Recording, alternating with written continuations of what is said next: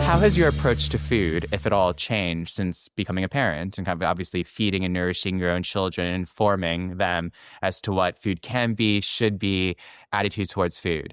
I don't have children yet. I want children, but it's something I always think about. And my fear is having a child that is really picky and doesn't want to eat or try things. But I always like to know, especially when someone works in food, how has that been in terms of kind of how do you transmit your love of food to children, and how do you kind of engage with that? Educating them. Educating them from the very, very beginning. Mine are not picky. The foods that they choose not to eat is what their body is telling them not to eat. So, and they're very in tuned with that. But they have a very large repertoire, and they understand why I cook the things that I do. I'm very conscious about going out and what I'm putting into their little bodies.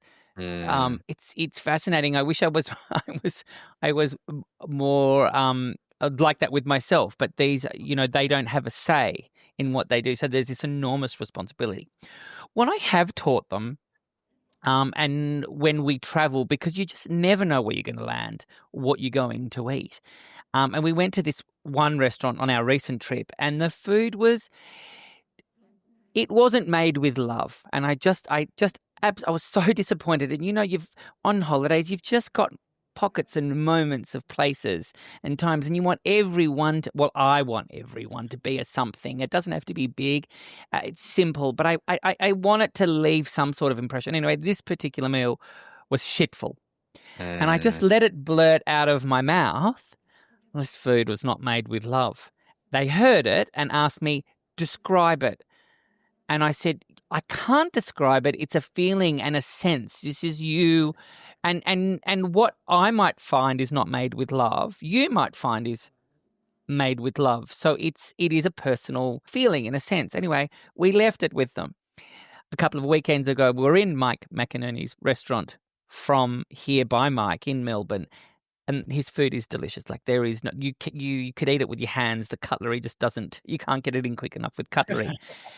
And Leo said, as he was forking it in, he said, Papa, this food is made with love. So at that point, I knew straight away that I was winning, not that I had won, that I was winning. So I think it's how you approach it. And sure, they're going to come across. And, it's the influences and stuff from their friends at school and things like that. It is what is a bigger influence. And if you take those conversations off the table and about much more other things, what they're reading, what they're watching and all the rest of it, it's the same principle. I love that. And you must have been so proud as a parent when your child said that. Like how cool for them to articulate that. Well, to acknowledge that, but then articulate it as well. That's super cool. You must have been so proud.